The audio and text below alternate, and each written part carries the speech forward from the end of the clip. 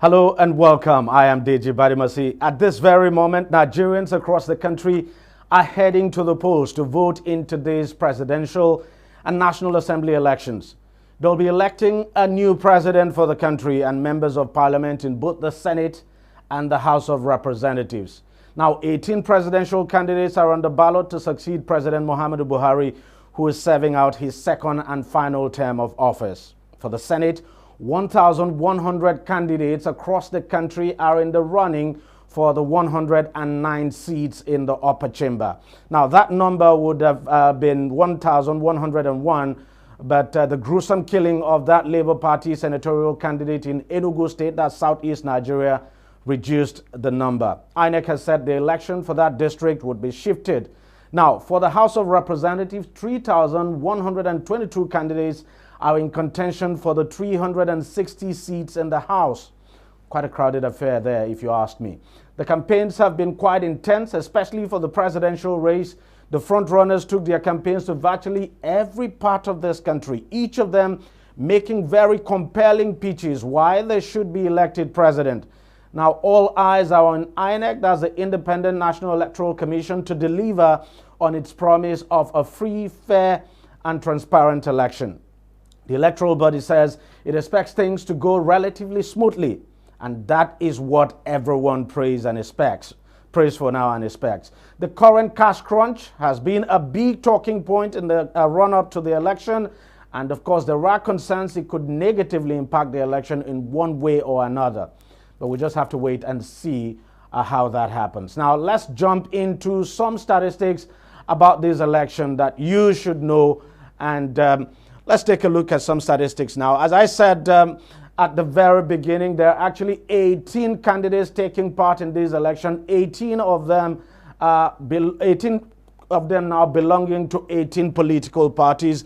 These are all the candidates and their political parties, as I said, 18 of them. But then this race is considered, well, some people would say it's a 3-horse race.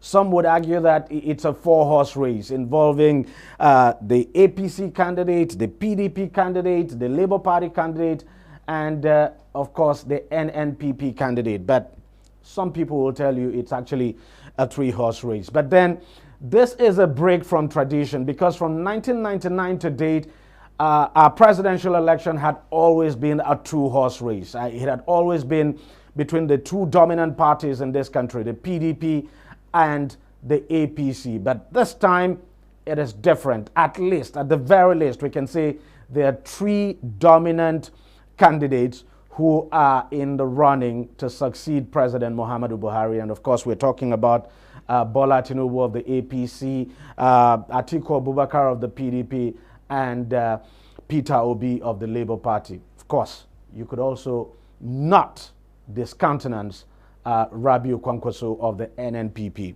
Now, these are the candidates, as I said, 18 of them actually, all of them belonging to 18 political parties. Now, something you should know, this is the total number of registered voters, 93,469,008. That is the total number of registered voters. But then this is not the end of the story, because not all of these persons now are eligible to vote in this election. It's only those who have their PVCs now that will be allowed to vote. That's the personal voter card now that would be allowed to vote. And then something else I should explain to you, the total number of polling units in this for this election now is 176,846. So the election now will be taking place across these polling units. And of course, look at the total number of registered political parties. I did tell you about that, 18 of them.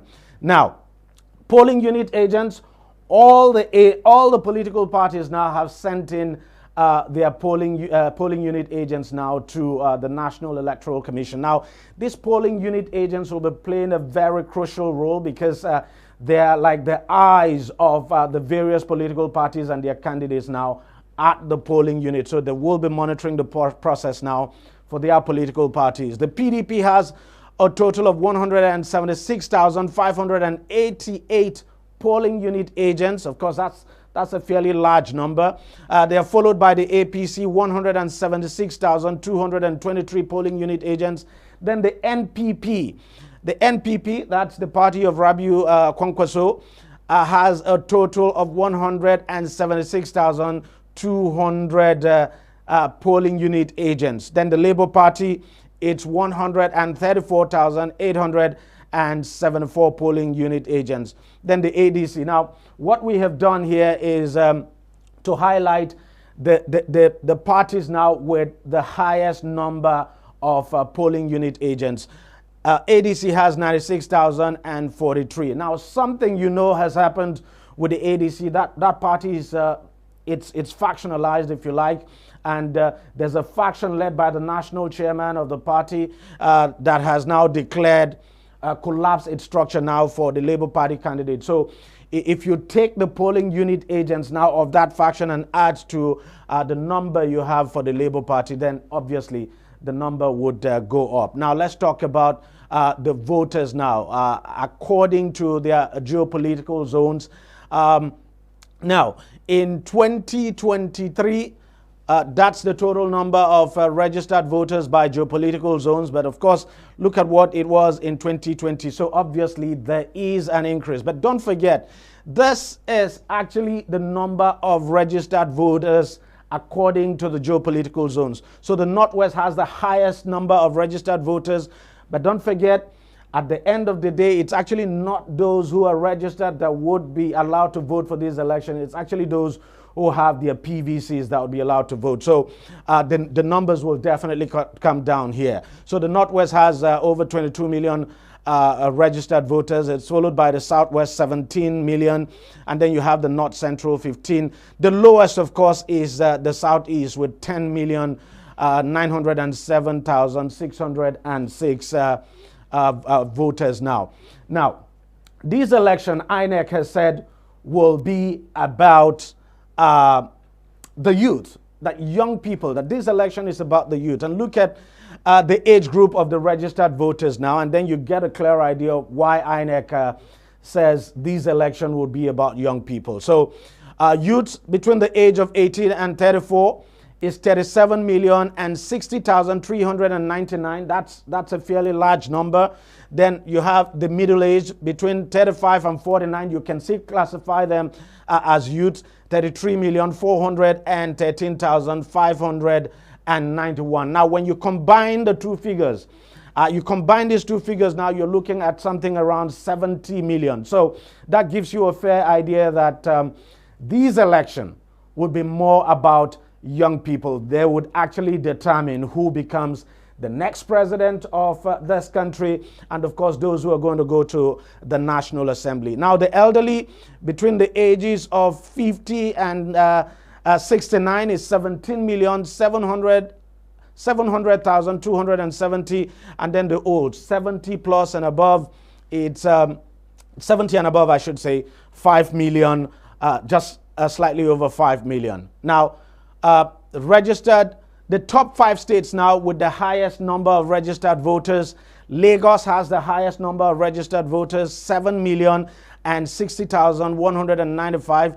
Now, it's followed by Kano, 5 million. So Lagos actually has the highest number of registered voters. Now, when we begin to do the analysis based on the PVCs collected now, you'd get a clear idea now of, the number of people who would be allowed to vote in this election. But these figures clearly give, the figures now give you an idea of where you would expect the candidates now to be targeting, because any candidate, for instance, who is able to win across these 5 states, with the highest number of registered voters, and obviously they have the highest number of PVC collections, any candidate who wins in all of these states could win this election, could win the presidential election. So these states are very important.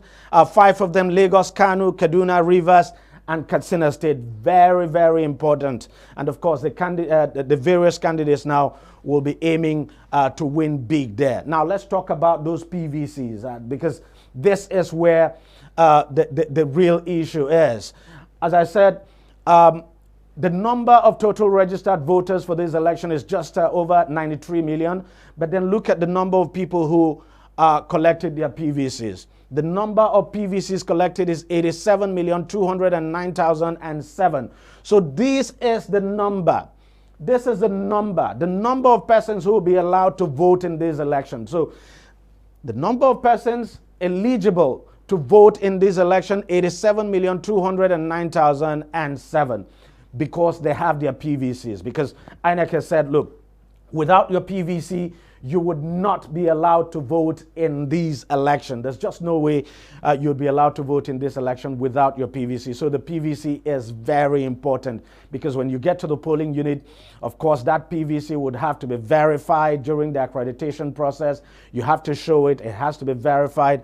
And that it's only when you show that PVC, of course, that you'll be allowed to vote. Now look at the total number of uncollected PVCs. 6,259,229. If you ask me, that's a very high number. It's quite a surprise that we still have this number of PVCs uncollected. So it definitely means for those who do not have their PVCs, those who didn't collect their PVCs, of course, will not be allowed to vote in these elections. Now, still talking about the PVCs, these are the states now with the highest number of PVCs collected. Lagos State has 6,214,970. You can see the clear difference now between the number of registered voters and the PVCs collected. In terms of registered voters, Lagos has over 7 million now. But look at the number of PVCs collected, 6,214,970. So the number of persons who are eligible to vote in Lagos State in this election, that's the number there, 6 million.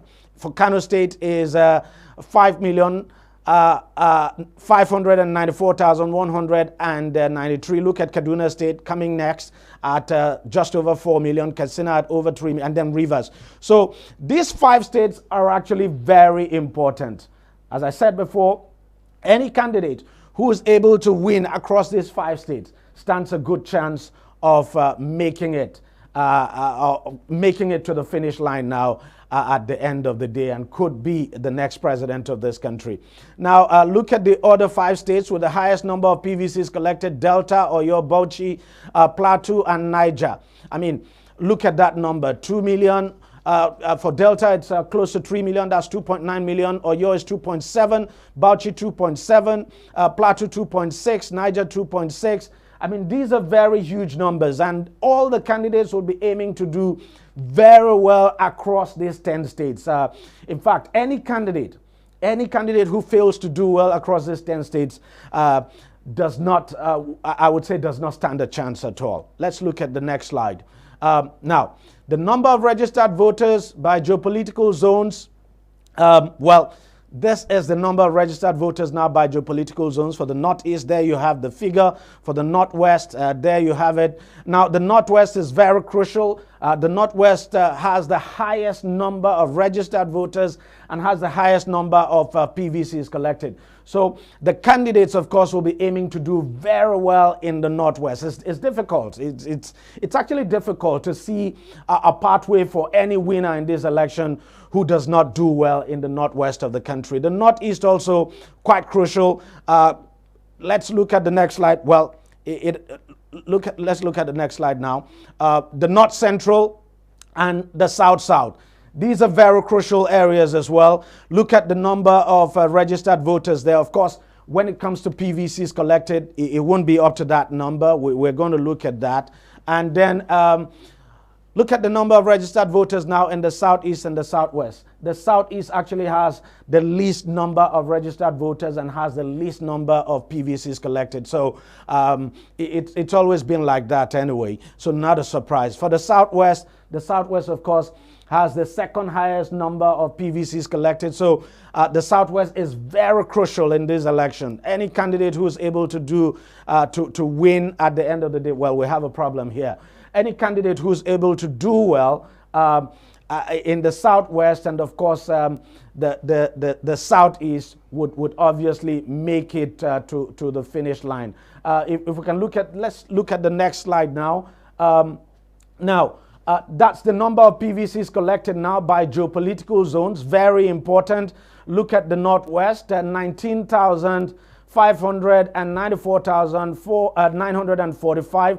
That is a huge number. It's a huge number. Now, for the Southwest coming next, 15,536,213. So the Southwest and the Northwest, very crucial. I'm not saying that the other geopolitical zones now are not important, but of course, you would expect that the candidates will be aiming to win big in the Northwest and the Southwest, because they have the highest number of registered voters and they have the highest number of PVC collections. The North Central, very key, coming at 14.6 million. Look at the Northeast, 13.6 million. The South, 13.6.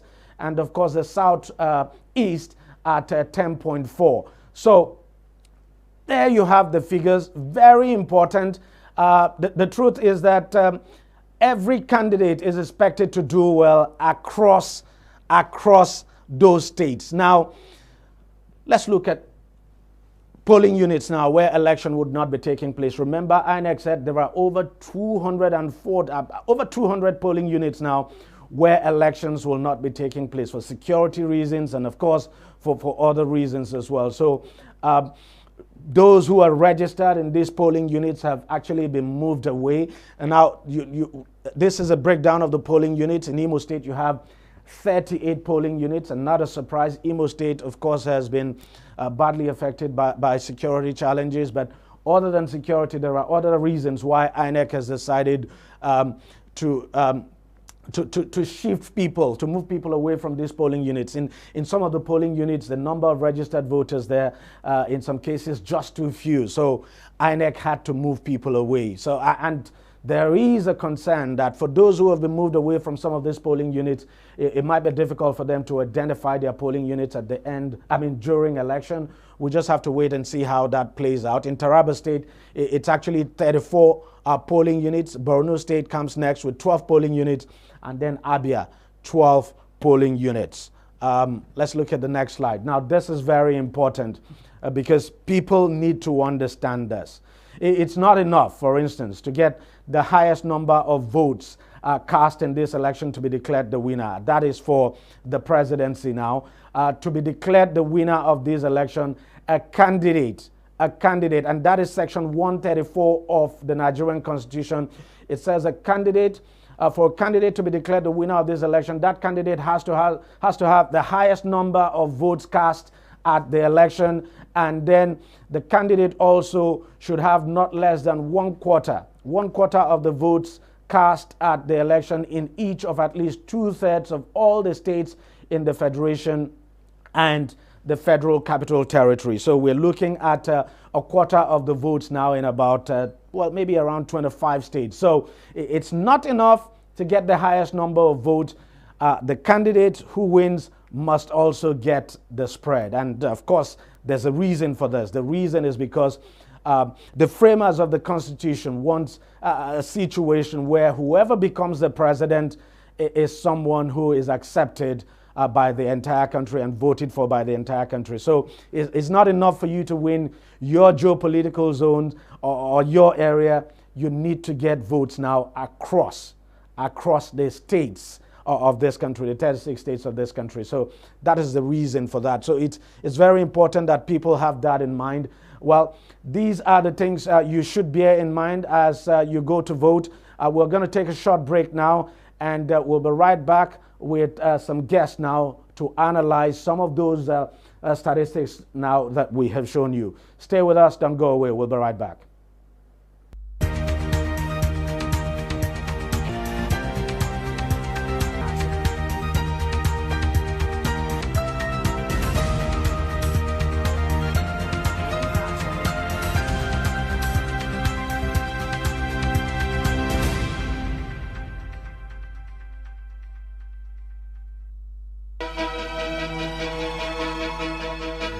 Opinions are free, facts are sacred, but truth is universal.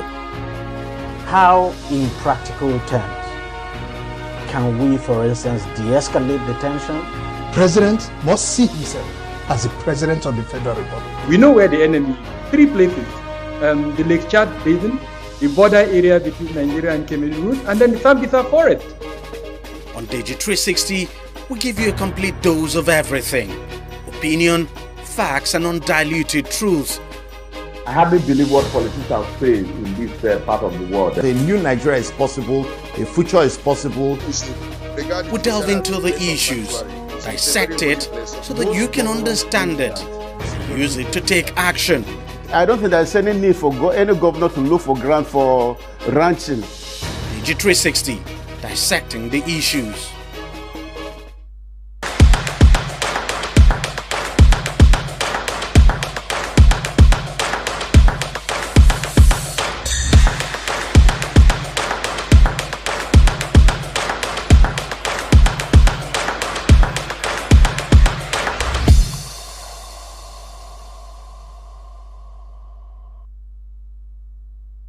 Nigerians, elections are here again. Let us shun violence. Let us play the game according to the rules. Do not be a thug. Say no to violence. Let's rise and defeat violence, crime, and sabotage against the peace of our nation. Nigeria is the only country we have. We must do everything to keep it united. We must avoid any act that promotes hate and disintegration. Say no to separatist movement, terrorism, fake news, hate speech, religious bigotry, and any act that tends to divide us as a nation. Watch out for strange gatherings and suspicious movements. Restrict access to sensitive documents and data, the disclosure of which may damage national security. Educate your staff and family, particularly on measures to safeguard information and report security breaches. Apply relevant legal security guidelines to protect yourself and your neighbors. Due to misinformation and wrong choices, some idle persons resort to vices in their greed to get rich quick. They resort to kidnapping, killings for rituals, and other heinous crimes. Avoid wrong use of the social media. Before you broadcast that false message, think twice. Ask whether it will promote peace or violence. For safety at home, still be security conscious. Educate your household on safety tips. Report all suspicious movements and persons to the security agencies nearest to you. Be a good citizen. Be patriotic.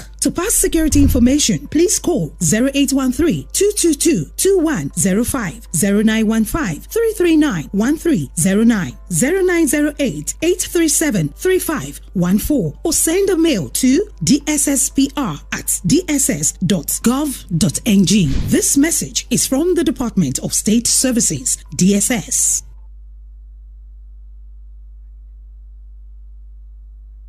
Corruption not in my country. Hello, Alhaji. Right now I'm in Abuja. No.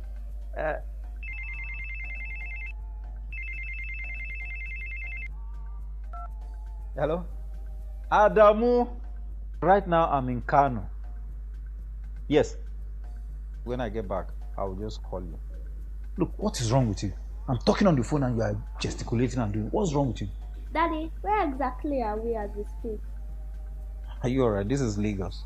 Well, you just lied to someone that we're in Abuja. Keep quiet. Who told you you can tell an elderly person is lying? Daddy, you just lied. And by lying, you are raising corrupt children for the future of Nigeria. That is corruption, not in my country. Corruption not in my country.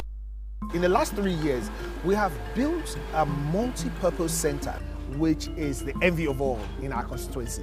And I can tell you that the people who are living there are already enjoying it.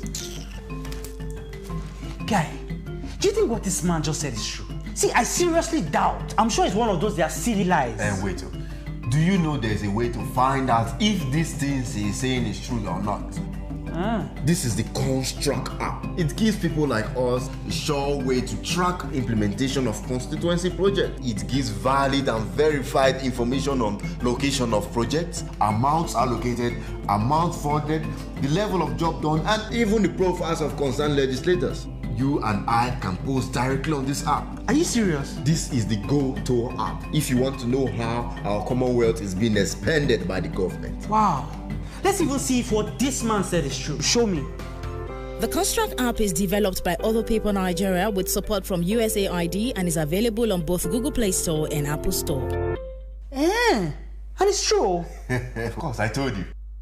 Nigerians, elections are here again. Let us shun violence. Let us play the game according to the rules. Do not be a thug. Say no to violence. Let's rise and defeat violence, crime, and sabotage against the peace of our nation. Nigeria is the only country we have. We must do everything to keep it united. We must avoid any act that promotes hate and disintegration. Say no to separatist movement, terrorism, fake news, hate speech, religious bigotry, and any act that tends to divide us as a nation. Watch out for strange gatherings and suspicious movements. Restrict access to sensitive documents and data, the disclosure of which may damage national security. Educate your staff and family, particularly on measures to safeguard information and report security breaches. Apply relevant legal security guidelines to protect yourself and your neighbors. Due to misinformation and wrong choices, some idle persons resort to vices in their greed to get rich quick. They resort to kidnapping, killings for rituals, and other heinous crimes. Avoid wrong use of the social media. Before you broadcast that false message, think twice. Ask whether it will promote peace or violence. For safety at home, still be security conscious. Educate your household on safety tips. Report all suspicious movements and persons to the security agencies nearest to you. Be a good citizen. Be patriotic.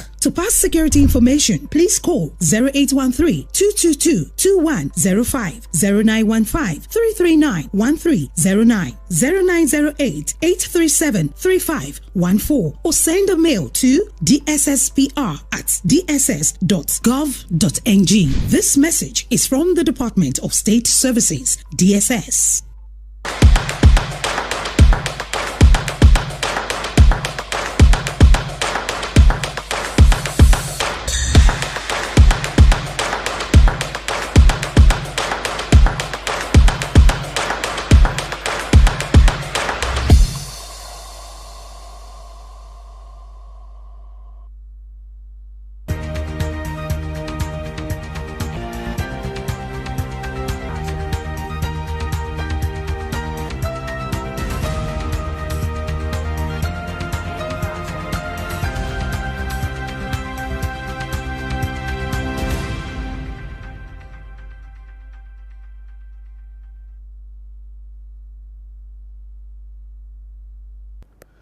Welcome back. Now, even before the commencement of the election, one presidential candidate has already conceded defeat. The presidential candidate of the African Democratic Congress, ADC, Dumebi Kachukwu, says even though he would be running in the election, he is certain he cannot win. Listen to him. I don't see any pathway to victory for my party in the race. In saying that, I never said that I am withdrawing from the race. I just said that I don't see a pathway to victory. And in being a true Democrat, when you don't see a pathway to victory, what you are saying is this. In the race we are going into, a vote might make the difference. One vote might make the difference. So it's important for me to let Nigerians know my position in this race and what my chances are. So that those who follow me, those who support me, have the informed decision on what to do, knowing that our party does not have any real chance towards success in the polls. Well, this is very interesting. It's the very first time a presidential candidate in this country would come out to openly declare he cannot win. Mr. Kachukwu's party has actually been plagued by internal wrangling. A faction of the party has already declared support for the Labour Party's presidential candidate, Peter Obi. So, not a surprise at all that Mr. Kachukwu has come out to say this. But let me at this point now bring in my first guest, Nelson Ekunjimi, He joins us from, well, he's on the street in Lagos. Nelson, thank you very much for coming on the program. And I can see you're all ready and set to go for the observation of this election, because I know you are an accredited observer now for the election. But let me quickly ask you this, Nelson. Does it surprise you at all that a presidential candidate would be conceding defeat, well, even before the election starts?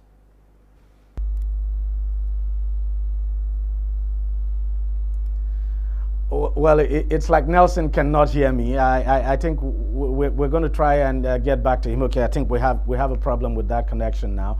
But the truth is that this is actually a surprise. So Nelson, I can see you're back now. Okay, are you surprised that a presidential candidate is conceding defeat even when the election has not started? The ADC presidential candidate saying he does not see any pathway for him to victory in this election. Well, thank you very much. Good morning, and wishing Nigerians a peaceful and successful 2023 general elections. Yes, absolutely is a shocker to me, just like I'm sure it will be to millions of Nigerians. This is unprecedented, even though it's the fact, because a lot of times you see politicians making all the boasts, and you are like, wow, where is the confidence coming from? Knowing fully well, you know, the pedigree of this candidate and his political party. But be that as it may, I'm very, very surprised that, you know, a candidate, not even a presidential candidate, a candidate for an election that is holding will come out openly and tell the whole world that his party stands no chance. So you want to ask yourself, why is the party running for the election? Because I know very well from my elementary days in the university that the purpose of the political party contesting an election is to win, even though at the end of the day it might not win, and you know it will be like the opposition party in, you know, out of government. But for him to have come out, it shows clearly that maybe the good times are here. Okay, now I can see you're all ready and set to go for election monitoring now. As an observer in this election, what exactly do you expect to see? What are your expectations?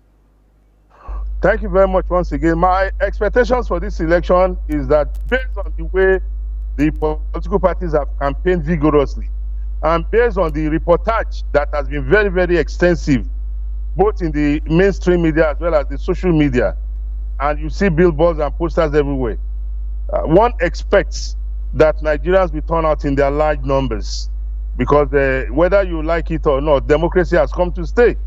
And it is only by huge participation of the people in the elections, you know, that we can deepen democracy, because the people are the bedrock of democracy. So going out this morning, I want to tell you that I'm full of optimism, because even in my neighborhood here, we have canvassed ourselves, we have told ourselves we are coming out today to vote.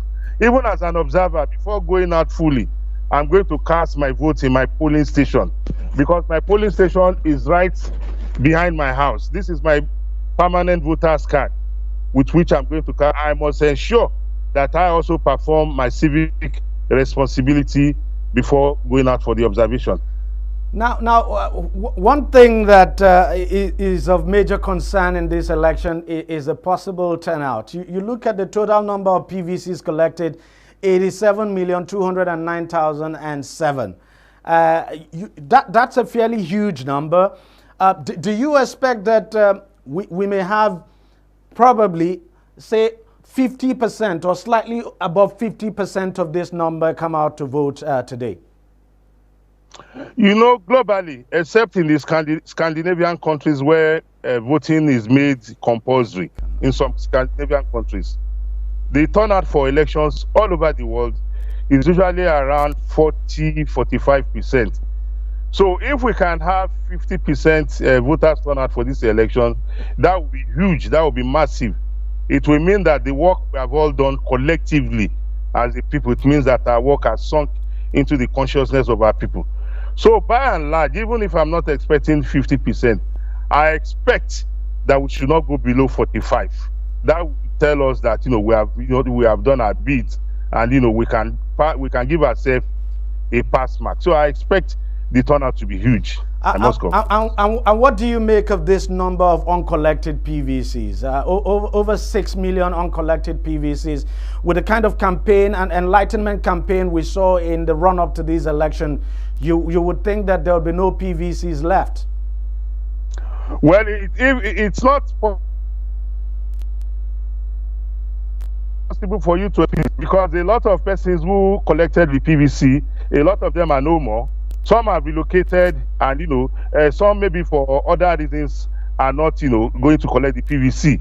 So for anybody to assume that we won't have uncollected PVC, then that person is not being honest with himself or herself. So I expect that we'll have this number of PVC, but this huge number is something that we need to investigate going forward. Why do you have this huge number? Such that if there are people who are no more, who have passed on, then we can quickly, take their names off the register and make do with those. And we can also do, a forensic audit to know the numbers that are, relocated outside of the country or who are somewhere that, that are not reachable. Now, let's look at this slide now. The number of PVC states with the highest number of PVCs collected. The first 5 states, you have Lagos, Kano, Kaduna, Katsina, and Rivers. Does it surprise you at all that these states are actually leading now in terms of PVCs collected? No, it doesn't surprise me, because if you look at the population, the 2 leading states are like commercial nerve centers of the country. You talk of Lagos, a state with a population that is as huge as that of 5 African countries put together. A country with the 5th largest, GDP in sub-Saharan Africa. Then you look at Kano. The population in Kano is also huge, and that is why you can see that those 2 states are leading. So the collection of PVCs in these states is a reflection of the population in those states and a reflection of the political consciousness, because these are states where if you cough in the political office, your sneezing or your cough, gets the attention of all and sundry. So I'm not surprised that these are the leading states in terms of PVC collection. It's a reflection of the total number of registered voters in those states. Now, one thing INEC has said, and when you look at the figures, you clearly would say yes, INEC is correct. INEC has said, look, this election is for the youth, because they make up the majority of registered voters. And when you look at the number, youths aged 18 to 34, over 37 million, and then young persons as well. The middle-aged people between 35 and 49, you can still classify them as youths, 33 million. So altogether, you're looking at 70 million of young people now registered to vote in this election. So how crucial do you think they are in determining who wins this presidential election? Like we all know that democracy is a game of numbers, and if this population are the people with the highest number of voters, it tells you clearly that for now they are the beautiful brides. They are the ones who have been, courted by the various political parties, for them to be their suitors today at the polls with their thumb. So these figures, cut across the 36 states and the Federal Capital Territory. So it tells you clearly that, the advocacy on youth participation in governance, on youth participation in our democracy is sinking in. And one can only hope that with the huge number that we have seen here, that it will translate to them coming out today, which is election day, to perform their civic responsibility. So you can't run away from the fact that this population is one that, should give anybody a source for joy. That, look, the people that we are going to hand over the country to, are people who are already learning through the ropes, and the one hopes they learn very well. Do you have any concern at all? Any concern at all for this election? Yes, I have. My major concern about the election is the prevalence of fake news. I'm disturbed that, agents of destabilization and anti-democratic elements, because run down to this election, the public space has been bedeviled by all sorts of fake news that even as a keen observer, you want to be very, very careful before you broadcast any news. Even till yesterday, we still had some news in the public space. So for me, my greatest concern is how we tackle the menace of fake news. And I think this is the time for us to start an advocacy around this, such that the merchants of fake news will know that, their business will run out very soon. All right, Nelson, I think we'll just we'll let you run so that you go for your observation mission now. But of course, later in the day, we would love to speak with you to give us your take now on what you have observed. Thank you very much for coming on the program, and thank you very much for your time. Thank you very much. I'll be available. Thank you. All right, that's Nelson Ekunjimi, who is, of course, an observer now for these elections. So he's of course, going to hit the road now to go observe the election to see how things would go. We're going to take a short break now, and we'll be right back. Stay with us. Don't go away.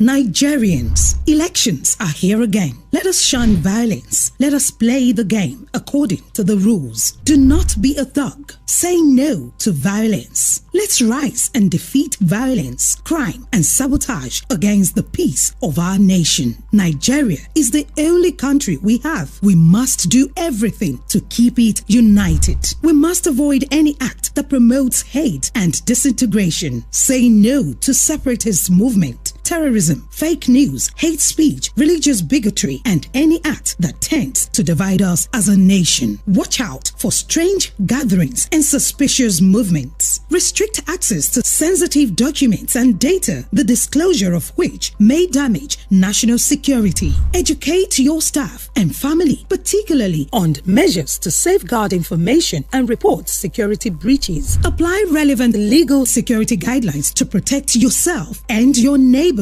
Due to misinformation and wrong choices, some idle persons resort to vices in their greed to get rich quick. They resort to kidnapping, killings for rituals, and other heinous crimes. Avoid wrong use of the social media. Before you broadcast that false message, think twice. Ask whether it will promote peace or violence. For safety at home, still be security conscious. Educate your household on safety tips. Report all suspicious movements and persons to the security agencies nearest to you. Be a good citizen. Be patriotic. To pass security information, please call 0813-222-2105, 0915-339-1.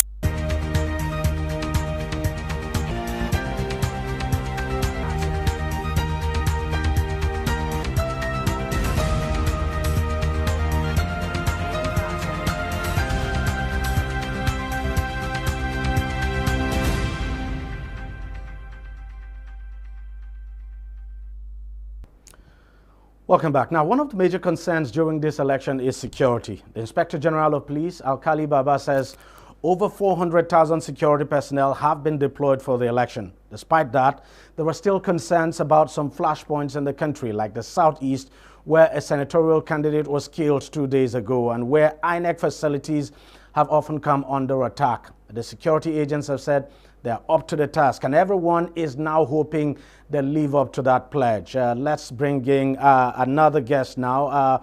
Dayo Akintobi joins me from another part of Lagos to look at these security concerns. Dayo, thank you very much for coming on the program.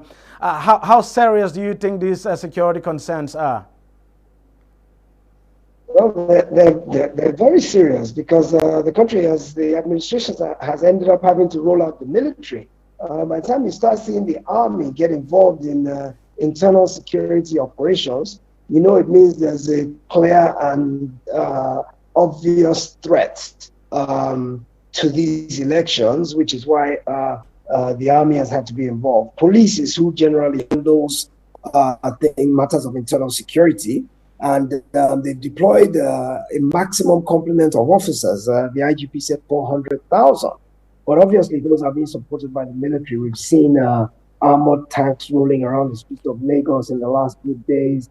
We've seen a heightened presence of both police and the military. So clearly, with some of the incidents that have occurred in the last few months, security-wise, especially in the southeast, it is a clear cause for concern. Of course, because there are some people who are intent on disrupting these polls. There are some who don't want the elections to happen. There are some who want to intimidate some voters to skew the elections in particular directions. So violence is a threat. It's always a threat, but in this particular instance, it's a greater threat than we've seen recently.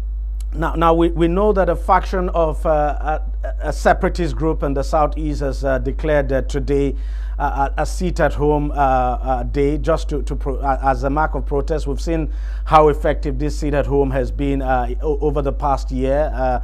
It's been quite effective. Do you think that pronouncement could sort of suppress voters now in the southeast region, that some people may choose, some voters may choose not to come out because of fear? Without a doubt, it will have some impact. I'm hoping not as major an impact as the Monday sit-at-home. Let's remember that in the past, the separatist group you referred to has essentially disavowed this sit-at-home, saying that it has rescinded that order a while back, and it looks like it is a splinter group or a rogue element of the separatist movement that has hijacked the process and is continuing to use threats and intimidation, perhaps primarily for pecuniary purposes. So for the sit-at-home to now be extended to election day, I'm hoping and thinking that the people will take it with a grain of salt, even though the Monday one has proven to be rather effective.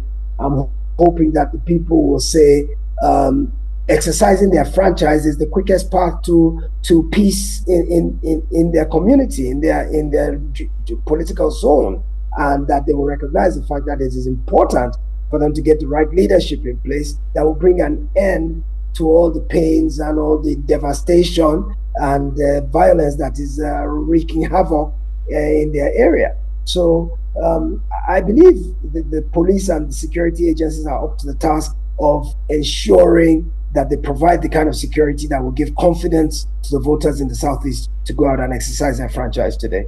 Now, INEC has said that it expects everything to go well, that the usual logistics nightmare that we've come to associate INEC now with during elections is, of course, INEC has said we're not going to see that logistics nightmare. Of course, we're waiting to see, we're still waiting to hear from our correspondents now how quickly INEC is able to deploy for these elections. But when you hear INEC say that, look, it believes things are going to go smoothly, it doesn't anticipate any major problem as far as logistics is concerned, do you have any confidence at all in that? Not really, to tell you the truth, because it's like a broken record. Every time they assure us that things will go well, and there will always be hitches. Just the nature of our country. I mean, first of all, remember, we're currently bedeviled by lack of cash. We're bedeviled by fuel scarcity as well. Those things will affect INEC's logistics. Although INEC said the CBN had given it most of the money it requested, most is not all.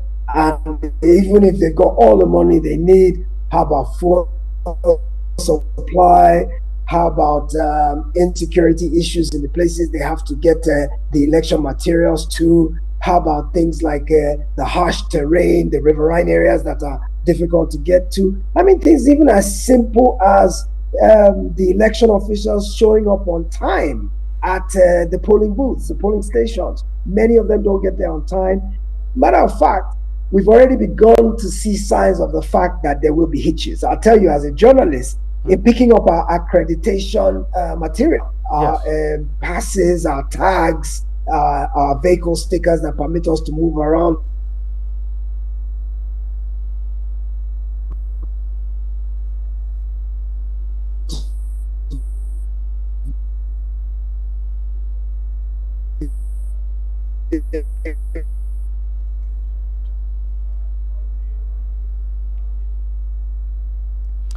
Well, unfortunately, I think we lost him there, but we just have to wait and see how INEC delivers on its promise. But the expectation is that this election will go smoothly. We expect that the usual logistics nightmare may not be, would not be as bad as it used to be, what we saw, for instance, in 2019 and 2015. So let's just hope INEC delivers, that materials now, both its staff and materials, arrive at polling units in good time. Don't forget, voting is supposed to start, or the whole process is supposed to begin at 8:30 in the morning, and of course end at 2:30. But then INEC has said, even after 2:30, whoever is on the queue or on the line to vote and who has been accredited would definitely have be allowed to vote. So it really doesn't matter how long it takes, that they would be allowed to vote. But then the process is supposed to officially end at 2:30. Another thing we're waiting to see a difference in would be the speed with which election results, the results now are declared. In the past, it would take, for instance, 2-3 days to know who has won a presidential election. But let's just hope it's different this time. Let's hope that the BVAS, that's the bimodal voter accreditation system now, would help to speed up the process. The INEC chairman has said he expects that the process will be speeded up, that Nigerians should expect to get the result earlier than usual. But then let's not forget, this is a very large country. We're talking about 36 states of the country and the Federal Capital Territory, and some locations are quite remote where elections will be taking place. So it won't be that easy now to make returns from some of these remote locations. But that is where the BVAS is expected to make the difference. So we hope that the election goes peacefully and that results are declared as quickly as possible, so that, you know, we can move on with our lives. And we also hope that the vote, the cash crunch that Dayo Akintobi talked about, and of course the petrol scarcity, we hope they don't make a big dent on this election. But the truth is that, look, the cash crunch has been biting very hard and is still biting hard. There's still petrol scarcity in some parts of the country, almost every part of the country. But let's hope they don't really affect the election very much. So as you go out to cast your vote, please do it peacefully, and let's just hope this process goes very smoothly and goes very well. And at the end of the day, we have the president that we have elected. We're going to end it here for now, and I'll be back later in the day with you. But continue to stay tuned to TV 360. I'll leave you for now.